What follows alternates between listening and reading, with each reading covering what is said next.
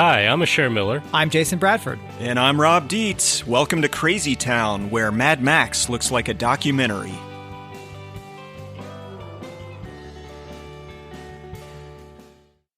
Hi, this is Rob. We've got a special episode of Crazy Town with my guest, LaUra Schmidt.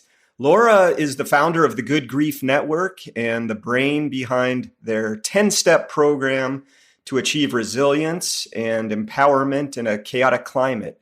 Her background is in environmental humanities, biology, and religious studies, and she recently earned certificates in integrative somatic trauma therapy and climate psychology, all things that we need these days. This past year, she co-authored a book along with Amy Lewis Rowe and Chelsea Rivera called How to Live in a Chaotic Climate: 10 Steps to Reconnect with Ourselves, Our Communities, and Our Planet. I have read the book and I'm a fan, and I'm also a recent participant in the 10-step program, so I already owe you a debt of gratitude. LaUra, welcome to Crazy Town. Thank you, Rob. It's an honor to be here. Very glad to have you. Look, I was wondering if we could start with you just summarizing what the Good Grief Network is all about. Yeah, we have a nonprofit organization, and the mission is to bring people together to face the hard realities of our time and subsequently face the emotions that come with that, and then organize to find what meaningful action is for us. And we believe that we ought not prescribe meaningful action, and that's kind of the purpose of the discoveries. Our flagship program is the 10-step program you just mentioned, but the idea here is that we meet over and over again and kind of do this inner self work and relearn how to connect and question our questions, as Bayo Akamalafe invites us to. And then by the time we get to step 10, we're ready to discover how to reinvest our energy in a way that's meaningful and connective and of service to the larger community. Yeah, well, full discovery here. Like I said, I've participated in a 10-step program pretty recently. It was a really rewarding experience, and it's in large part why I wanted to have you here in Crazy Town, is to share what it's all about, because I know you can do it so much better than I can. But I have been mentioning it from time to time in some of our episodes, and it's such a cool idea. I've been wondering, how did you start it up? What gave you the idea to form this Good Grief Network? And I know there's something about trauma and trauma recovery from having read your book. So I was hoping maybe you could share something along those lines too. The answer to this is, like many answers, is multifaceted, many pathways, lots of failure along the way. But the main idea is, having been a student of biology and environmental studies and being presented with issue after issue, reading report after report, and realizing that no amount of my external activism was changing the needle. No amount of me showing up to protests or signing petitions, no amount of me taking another class and another class and another class and learning more. I didn't have the foundation to kind of protect my heart and keep the momentum going. And then, as you named, I come from a background of a lot of trauma. So really being under-resourced to be a change maker in these times, I realized that if I want to stay in the game, if I want to make a change, and if I don't want to live in everlasting burnout, I needed a set of tools to help me survive and to help me continue to engage in the work. Because as change makers, you're always going against the status quo, which is oftentimes an uncomfortable place to be. You're always in conflict. You're always kind of fighting. And as a change maker, you believe your perspective is right, or you want to see your dreams realized in the world, and that takes effort and energy. So I used my graduate degree at the University of Utah Environmental Humanities program to explore what they now call eco-anxiety. I prefer eco-distress or climate distress, because it's bigger than just anxiety. It encapsulates our rage and our feelings of betrayal and fear and grief, of course, but combed the literature, combed the best practices at the time, interviewed a lot of change makers about what they do to sustain themselves, and kind of put a roadmap together, and then paused that roadmap because I graduated and got a job and was doing other things, until I realized that I was kind of recreating the same problem that I had already formed somewhat of a solution for in my graduate work. So that's where Amy Lewis Rowe steps in. best friend of many years and now partner and wife. And she has a background in social justice and activism. And so we wanted to marry the two, give a format to this kind of pathway, this roadmap I had created, and then started very small in our local community, which at the time was Salt Lake City, Utah, and just kept meeting with people and running through these steps and honing the steps and working on the wording. And eventually it's now an international program where we train people all over the world to sit together. But the main points are that we need to have spaces to come together, to connect, to have space where we can talk about what being awake and aware in a world full of tumult does to our nervous systems, does to our ability to connect, and then what this does to our trauma and how we can move toward healing while the disruptions continue. We're not waiting for healing or connection after the disruptions. We're in it now. We'll be in it for the foreseeable future. So how do we regain and maintain our humanhood throughout these times?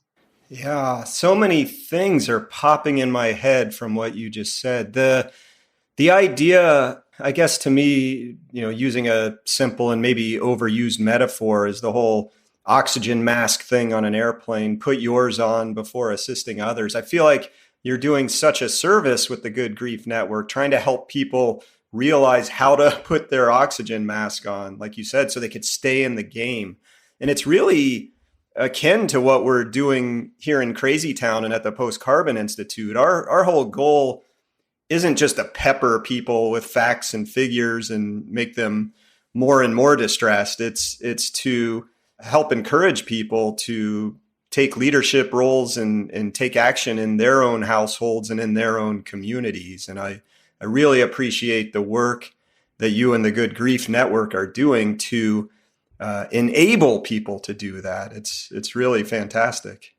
Yeah, thank you. I think it's also important to note that as individual players, systems are made up of individuals, and the way that we act and react and interact in the world around us really matters. Those ripples go further than us. And so if we don't know how to be with our own despair, if we don't know how to process our grief, and if we don't know how to be aware of what our nervous system is doing, then we're just repopulating so many of the issues that we have problems with in the first place. So it has to start at the individual. It has to start with our practices and then ripple out towards our relationships with our families and our friends and then communities and, larger and larger from there. Yeah, that makes a lot of sense. A little bit of an aside here. I was reading through your book and you referred to Joanna Macy in there as an unofficial muse of the Good Grief Network, which I was really delighted to see because that's true of Crazy Town as well. Here at the Post Carbon Institute, we've taken up Joanna's framing of this time in our history as the Great Unraveling. And I was wondering if you could just talk a little bit about what you've learned from Joanna Macy and how you've woven that into the work that you're doing. I've learned so much from Joanna Macy, and I think still continue to learn. She's just a wonderful elder, and we're lucky to have her in these times. I am in awe of her ability to stay in the game, to keep using this metaphor about the game, but she's been in the game a long time and she's not lost heart. And not only that, but she's continued to build a path for people like me and so many others who are trying to stay awake and aware in these times. So at the sort of simple but not simple level, at the basic level, Joanna has provided a way forward that has to deal with our hearts being open. She's kind of set the tone for that and has for years. She's a great model. She's a great role model. But in addition to that, I think she has brought back the idea that connection is key and connection helps us see our way through these times. She runs, she's the originator of the work that reconnects, and they're doing great work over in that network. And the idea parallels Good Grief Network that connection is really the answer in these times. And all of these forces, which we'll talk about in a bit, but all of these forces are trying to disconnect us. They're trying to make us feel isolated, whether that's the ways we talk to ourselves and our own personal journeys or our communities or even like the job market. We're taught that we have to compete and there's only one job and only one person gets it. And what Joanna has done is showed us that there are other ways to be and that we can remember them. And of course, there are cultures that exist now and cultures that have been extinguished that knew this pathway. And so what I'm seeing is Joanna is one of the change makers to help us remember that we actually do know the way. We just need a little bit of practice and reminders. Yeah, yeah. Let's dive in on that a little bit, the theme of connection and reconnection. I mean, if our listeners go over to your website, they're going to instantly see that the function of the Good Grief Network is to help people connect and reconnect with themselves, with other people, and with the more than human world, right? And what you're saying is Joanna Macy and others out there are reminding us that this is the key, that we've got to explore this connection. We've got to feel that connection, the connectivity with others and with nature. But one of those things I find, it's always easier said than done, of course. And for those of us who have grown up in this disconnecting culture, we need some pathways to figure out how to do it. And that's something that I think you're really strong on in the Good Grief Network. You've got a slew of exercises and practices. Some of them are in the book and they're explored in the 10-step programs. And these exercises are there to help us participants, us readers, get on this path of connection. And I'm wondering if there's a favorite or maybe just one that comes to mind that maybe you could share with our listeners and lead us through. I have several go-to practices and discuss kind of at length the importance of why we have practices, but I have a highly anxious mind. I'm always projecting into the future. I'm susceptible to ruminating. Mm-hmm. And so my go-to practice is the first one is to pause, to actively just try to pause throughout my day and notice if I'm allowing my monkey brain to continue to go. The second one is a lot about noticing. And I talk about this a lot because I think it's kind of an undervalued practice. Sometimes what I try to do, especially if I'm stuck in this cycle of rumination or worry or fear, is notice something about the room, or if I'm outside, something about the space that I'm in that I have not seen yet. Like what am I missing? What else is here? And maybe it's beautiful, maybe it's a crack in the wall, maybe it's something else, but there's always something to notice, maybe a texture, a color, a pattern that can bring us back into the moment. And so those are two of my strategies that really keep me here and appreciating what's present and not off on what the world's going to look like next year or in 5 years or 20 years. And then another practice that helps me, particularly if I cannot sleep, it's called 4-7-8 breathing, and it's developed by Dr. Andrew Weil. And you inhale for 4, you hold for 7, and you exhale for a count of 8. And this pattern repeats over and over again. And there's nothing quite like it that I've experienced. You know, there's other iterations, there's box breathing and some other ways, but a really conscious attention to our breathing, again, helps us come back to the present moment. And turns out that the present moment is actually where life is happening, and it's not in a year from now or 5 years from now. Those are really cool to think about. I mean, in some ways simple, but in other ways utterly subversive and against what you would be taught in school, what you would be thought of. You know, they're not productive, right? To actively pause means you're interrupting potentially your productivity. I don't know, maybe if I'm spinning out on my anxiety, I'm not going to be all that productive anyway, but there's probably a lot of embedded wisdom there. So yeah, I appreciate you sharing that. And I appreciate you bringing up the idea of productivity, because I think what we're trying to do in Good Grief Network and what How to Live in a Chaotic Climate is trying to do is to kind of push against what is productive, what does that mean, and what's the value in productivity? Like, are we producing just to produce, or are we producing for meaning and connection? Because I think we've lost our way a little bit with that. Yeah, I would say a hearty agreement, and even we've lost our way, and unbelievably.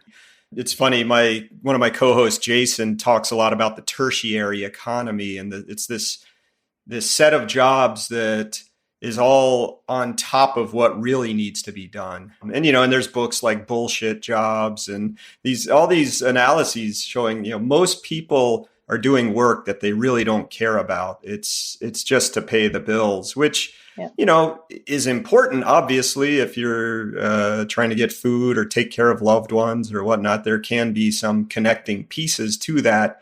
But yeah, why not strive for meaning and connection in what we're doing and be productive at that?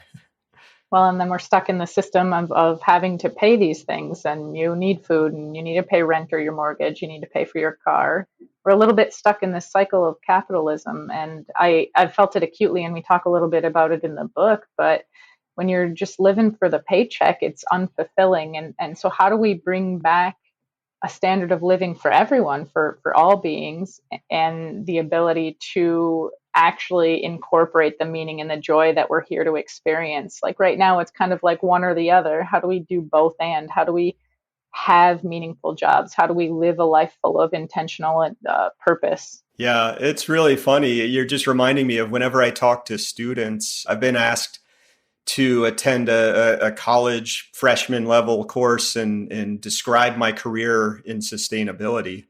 And I kind of have these graphics that show my pay going down over time, but my level of meaning going up.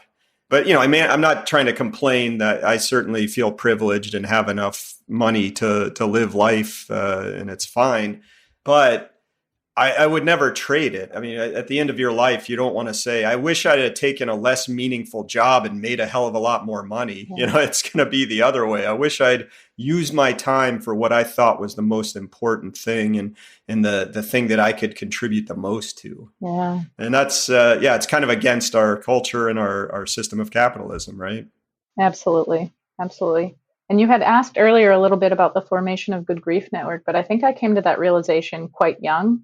I had a lot of tumult, but I also lost a lot of people that I love. And my solution, my survival strategy at the time was to completely numb out. And I was like that for several years. And when you're young, several years feels like a whole lifetime. And I had a couple really good friends that were like, you have choices about how you live. You don't have to just maintain this like numbed out strategy. You can get help and you can engage. And I realized that if we're alive in this time, it's our obligation to be fully alive. And I had to learn it in a really hard way. And, we all learn lessons in our own individual way. But my priority on this planet is not to accumulate stuff, though I really like books. I will accumulate many, many books. But the point of life is to live. The point of life is to love. It's to risk, it's to enjoy beauty, it's to be present. And a lot of those things are kind of secondary, not kind of, a lot of these things are secondary in the dominant culture that tells us to prioritize buying stuff and get a bigger house and get a bigger car. And we're realizing that that's a really empty way to live. Yeah, no, I love the notion of, you just give a recipe for the good life. It's to love and take risks and those sorts of things. And the amazing thing about all that is it's free. Yeah. You can observe beauty for free anywhere you are at any time. Even if you're in a place that most might consider ugly, you can find the beauty in it for free. So it's there's I can get pretty excited about the possibilities for change that are in front of us. Hey, before we go any further, I think we got to dive into the 10 steps so that listeners can get a sense of what a 10-step program is about. We don't have any kind of time to cover all the steps or to do a program. I mean, that takes 10 weeks, right? It does. The sessions are 2 hours each. I've been through it. It's a time commitment and it requires prep, but it's totally worth it. But I do want to, I'm just going to tell our listeners what the 10 steps are, and then maybe you and I can riff on a couple of them, or tell a story about one or two of them. So the 10 steps are: the first one is accept the severity of our predicament. Number 2 is be with uncertainty. 3, honor my mortality and the mortality of all. 4 is do inner work. 5, develop awareness of biases and perception. 6 is practice gratitude, seek beauty, and create connections. That's a deeply positive step. Number 7 is take breaks and rest, another deeply positive step. 8 is grieve the harm I have caused. 9 is show up. And 10 is reinvest in meaningful efforts. I kind of want to just give a shout out to step 3 because it might be thought of as sort of one of the weirder ones. It's honor my mortality and the mortality of all. And I'm shouting it out because it's completely tied in with a prior episode of Crazy Town. It was our 34th episode, which was on terror management theory and the denial of death. And I was new to that topic, but it was amazing to me how much not working through your fear of death can kind of pin you into some really bad behavior. There's been a lot of really cool psychological study in that realm. And like I said, it was all new to me and it was fascinating. And when I took the 10-step program, I immediately recognized the value of this step. And it was funny because our Crazy Town episode was one of the resources that was suggested for the group to listen to. So that was kind of a cool little full circle moment. Yeah, Amy and I are big fans of terror management theory, and we learned about it through a death and dying class that we took as undergrads, and then learned about it, and it just resonated. It's based off of Ernest Becker's idea that sometimes we actually create more harm in our attempt to kind of escape harm or wounding or our own death. And the fear of our mortality can actually sort of internally collapse us if we don't make it conscious. And I remember listening to your episode on Crazy Town. It was a couple of years ago. And when I heard it, it was kind of the transition time between winter and spring. And I just remember like putting soil in a bunch of new pots and planting seeds and getting so excited that you folks were covering it, because I feel like it explains so much, or it has the potential to explain so much of what we're facing right now. Like, we are constantly reminded of our death everywhere we look. We also live in a death denying culture. And then what happens if we don't have a safe space to explore death? We know that death is actually part of the life cycle. It's a normal, natural, healthy thing that we're all going to experience. All life experiences it. And yet we try to push it away or, tuck it back in our unconscious minds. Yeah. No, that's amazing. I love the image of you working on growing some seedlings while listening to the podcast, but I don't have anywhere near the eloquent words that you have to talk about. I'm just thinking of working through this shit around death, that we just don't do it. We're culturally completely afraid of it. And the crazy thing in the psychology is that if you bottle up that fear, it's like it makes you a harsher, meaner person, essentially. And that's not what we need, obviously. We need kindness and connection. Well, and an important element that we should name here is not only does it make you kind of like this harsher person or more reactive, but we tend to target others in that meanness and that coldness. Yeah. Like, we double down on our in-group and then create more animosity towards what we perceive as the other. And we see that playing out so much right now in our political systems, in the war in the Middle East, the mass murders in the Middle East. Like, who is in our in-group and who's in the out-group, and then what's our behavior towards them? Yeah. We've got an episode later in our 6th season that's going to be on othering, and looking forward and not looking forward to it at the same time. It's one of the toughest topics. Yeah. Speaking of tough topics, step 1 in the 10-step program is accept the severity of the predicament. And it was funny, when I was reading the book, you have a quote in there from Amy, a very simple quote that says, "This step is the hardest, period." And I've been saying this exact same thing when I've told Asher and Jason about the 10-step program and talked to others. I've said the first step is the hardest. Came to that conclusion completely independently of Amy. And I'm wondering, I guess I could share why I thought it was so tough, but I would like to hear your thoughts on what makes the entryway into the 10-step program so damn difficult. Well, and it's the first one. We readily acknowledge that we're starting at a pretty critical and tough place. I think it's the toughest one, because all of these steps, the whole program, it's a pathway, it's a roadmap, but it's also process work, which means it's never done. So you don't sort of like accept the severity of the program and like wash your hands and you're done and you don't ever have to look at it again. In fact, I think for those of us who live relatively privileged lives, the layers of privilege can blind us from the reality.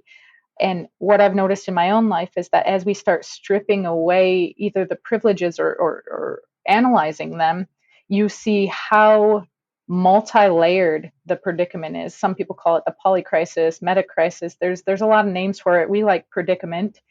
But the idea here is that when you start seeing how interrelated these multifaceted crises are, the terrible injustices we're seeing all around the world, ecocide, climate, imperialism, colonization, all of these things are related. And it takes, like, you remove one lens and then you get down a step deeper. You remove another lens, you get a step deeper. And it sort of is like a bottomless pit of realizing that the world you have grown up in, the world you have put all of your faith and your energy into building is built on a foundation of lies. And that for me is the constant upset. Like, if these things aren't real, if these things are causing harm, if they're all interrelated, then what's real? What are we building? What world do we want to see, and where's the potential? I think for me, I'm not going to speak for Amy, but I think for me, that's why it's the hardest, is it never ends. You're always unearthing something. I'd love to hear for you why it's tough. Well, I think for me, it is about attitude. Accepting the severity of the predicament, in a sense, means that I can no longer distract myself from that predicament, which it's a really hard thing to stare at, to grapple with, to try to fight against. Whereas if I think, yeah, okay, there's a predicament, but if I'm really kind of like minimizing it down to, it's some problems out there that could be fixed, then I can spend my afternoon watching Fargo on Hulu or Netflix, or I can go on my nice hike or sit down with a guitar and play a song and not be thinking about that stuff. So, in some sense, accepting the severity of the predicament draws more and more of my focus time to the predicament. Yes. And I kind of avoid that to some degree for mental health purposes. I already have a career that's all about it. I think about it a lot when I'm away from the desk. I read and listen to podcasts about it, all that. And so, it becomes a question of when you're looking at something that has such negative connotations, how much do you look at it? Yeah. So I think that's where it's such a tough step for me.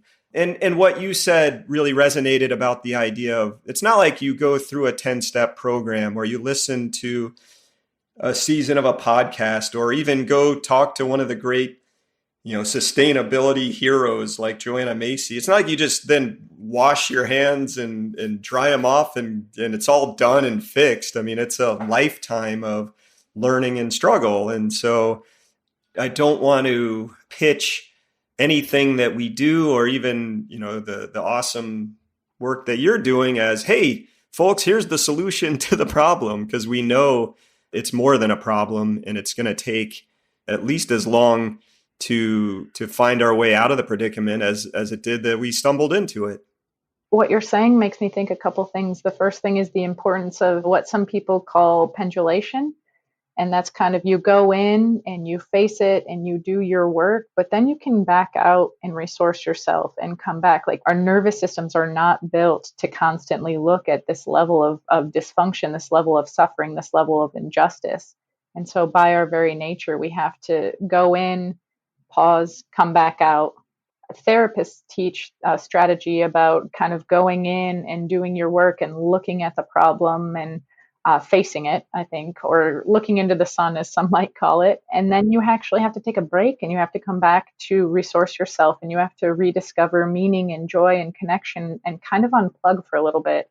And then you go back into it. It's not like we're always going to be staring into the sun. We're not always going to be doing our change-making work. In fact, part of the change-making work is to rest and to recover and to resource ourselves. And the resting, as you named, is one of the steps. We have to take time to rest in order to make any sort of difference in this world.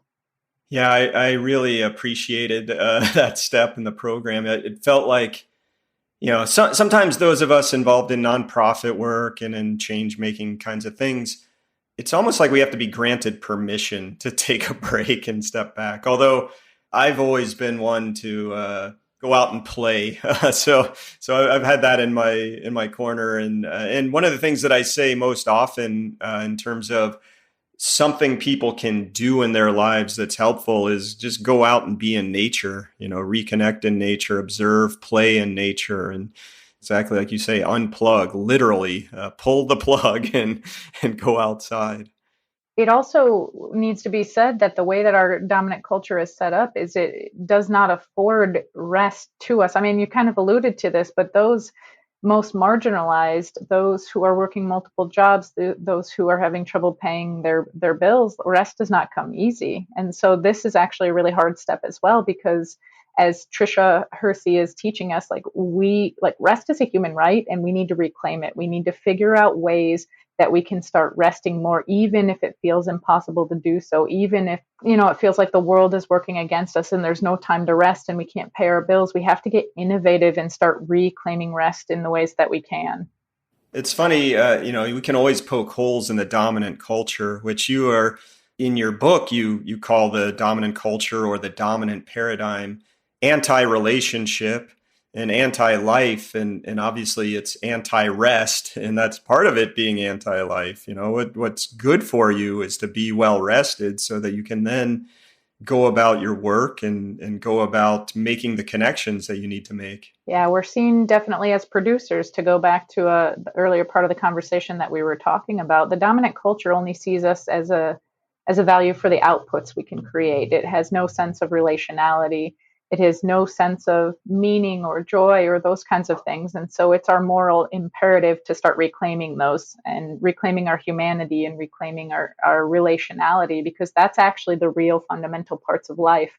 The profit aspect is actually just a fabrication, and it's a social construction for how we ought to relate to one another. And we've just blown that out of proportion. So move back into life, move back into relationality, rest, joy, all the things that make life worth living. Like, we're not robots, we're not machines yet, anyway. Yeah. Now, I have to be completely honest with you. In my first exposure to the Good Grief Network, just hearing the name, I was probably coming from a pretty skeptical place, because part of me understands the idea of, hey, let's hold space for processing and for really diving into feeling these feelings that come with the recognition that we're in a climate disaster, that we're in a biodiversity apocalypse kind of thing. And part of my thinking, and this is probably straight out of the dominant culture, is, hey, suck it up, tough it out. It's sort of a running joke in the family. I say stuff like that to my daughter pretty regularly, I like reading and listening to survival stories of people who had to tape the soles of their feet back on in order to walk out of some Antarctic nightmare.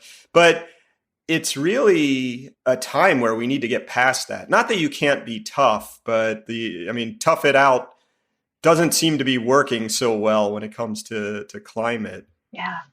We are in a struggle, I think, for our very souls right now. And so the tough it out technique is a good one. I've used it for most of my life, but it is not a sustainable one. And the tough it out technique does not allow us to connect, which is what we're going to need in the future. As the systems around us continue to degrade and break down, we certainly can't just tough it out if we don't have access to food, if our house just burned down, if a flood just came.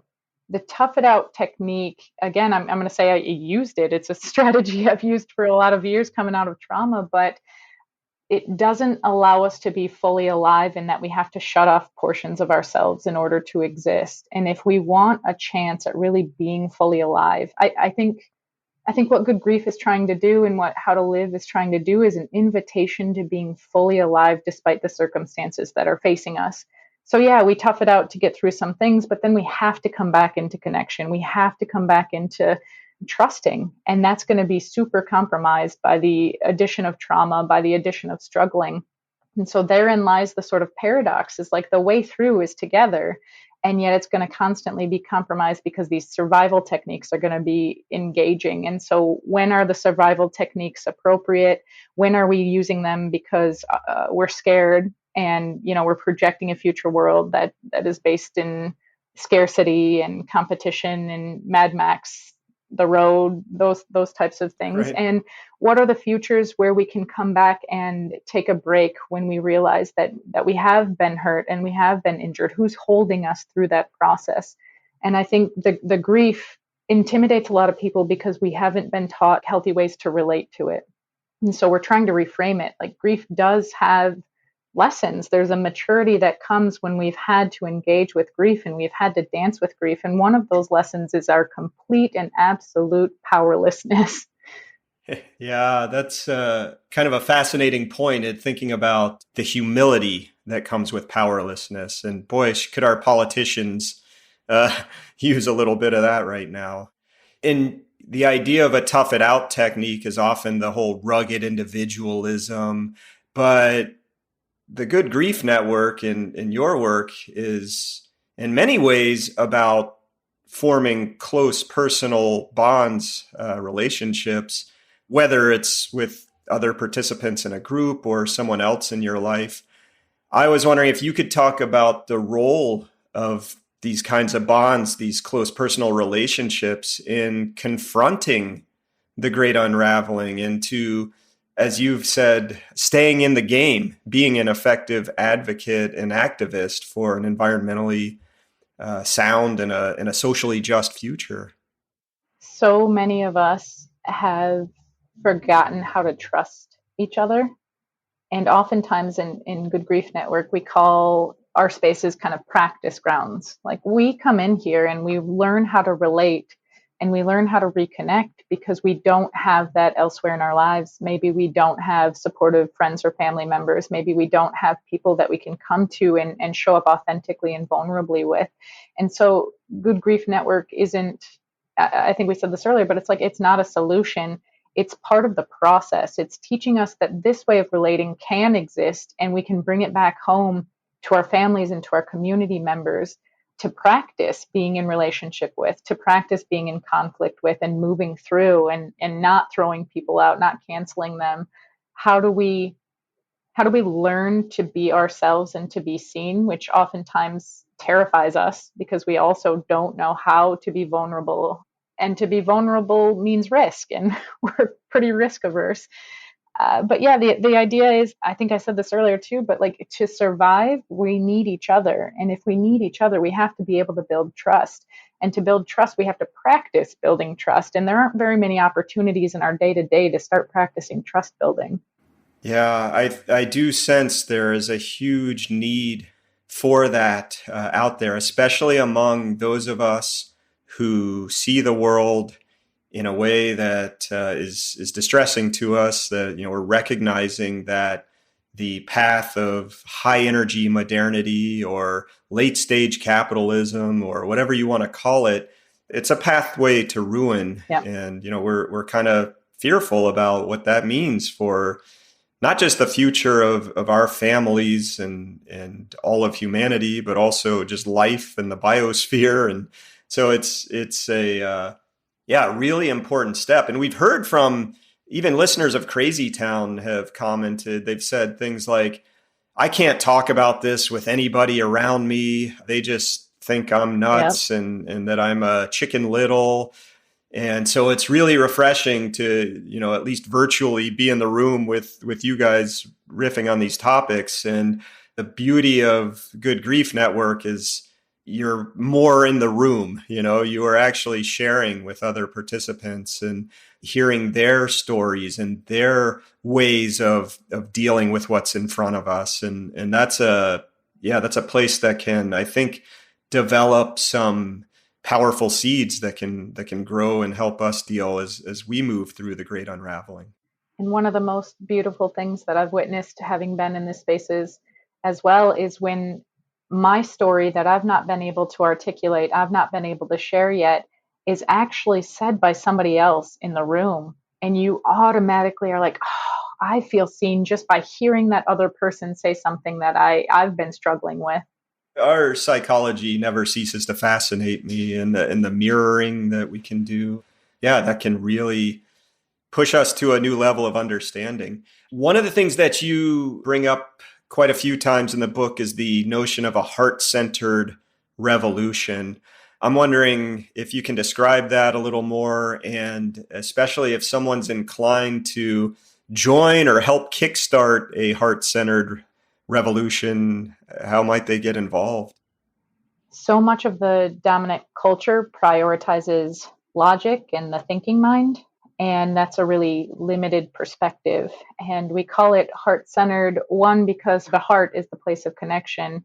And the heart happens to be in the center of our three brains. We have our thinking brain that is up in our head, although maybe somatic practitioners would disagree with that, and our intelligence is through our whole body. But then we also have the heart, which is in the middle, and then we have kind of our gut or our belly that has a lot of its own neurons and its own information system.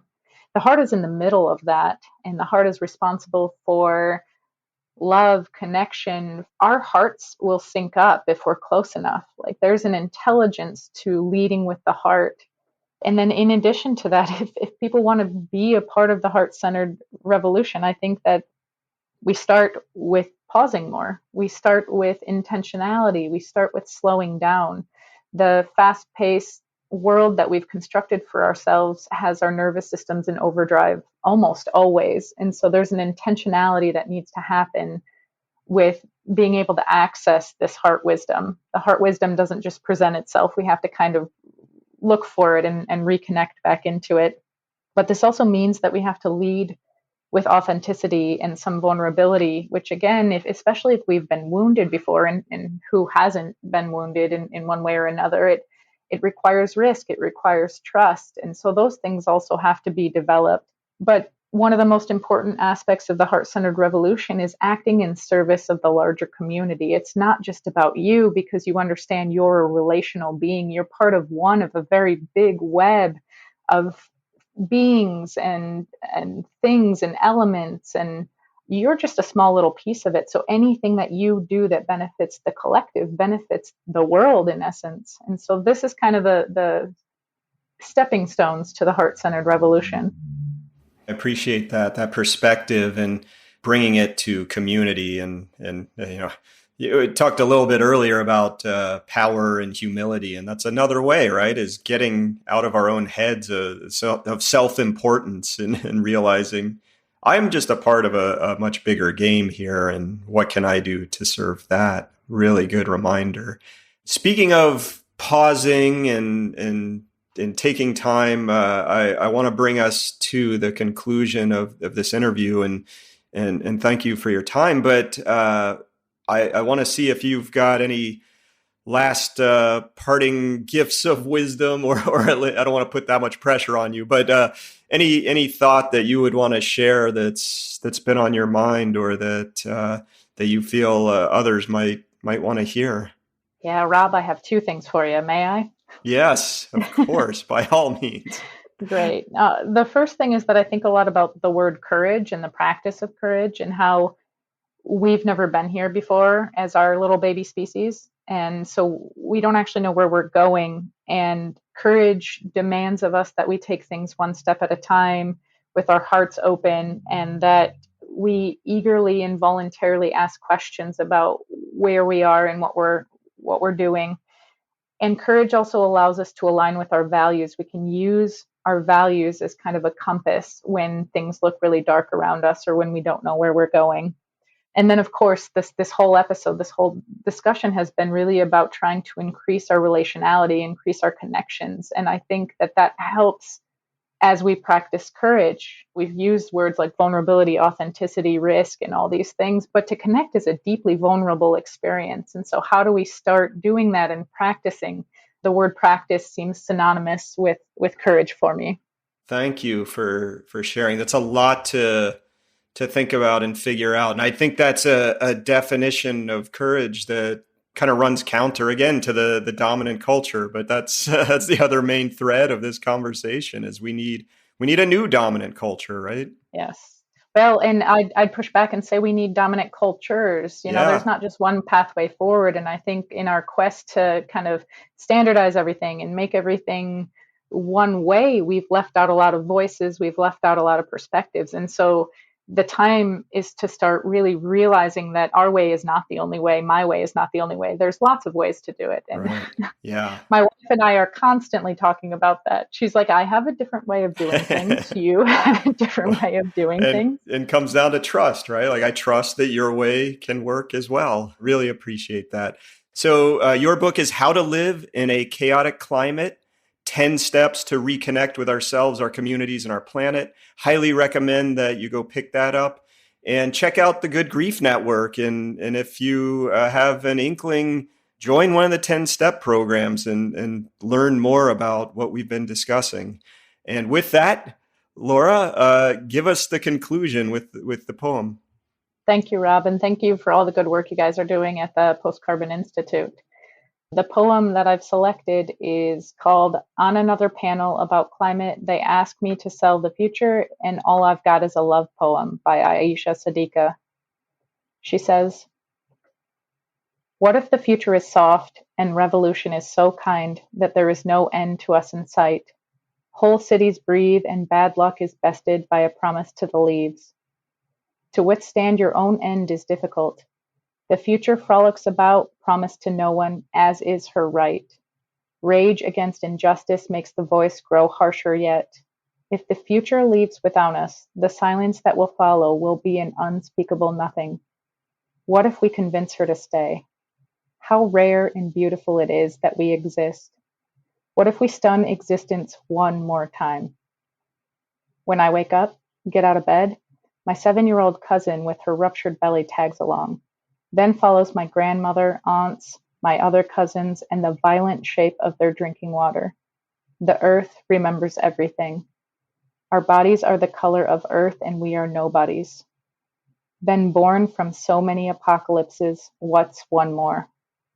Love is still the only revenge. It grows each time the earth is set on fire.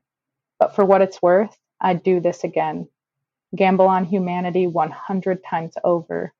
Commit to life unto life as the trees fall and take us with them. I'd follow love into extinction.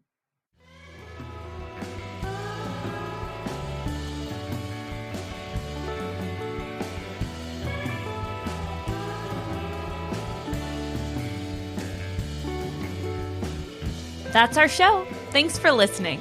If you like what you heard and you want others to consider these issues, then please share Crazy Town with your friends. Hit that share button in your podcast app or just tell them face to face. Maybe you can start some much needed conversations and do some things together to get us out of Crazy Town. Thanks again for listening and sharing.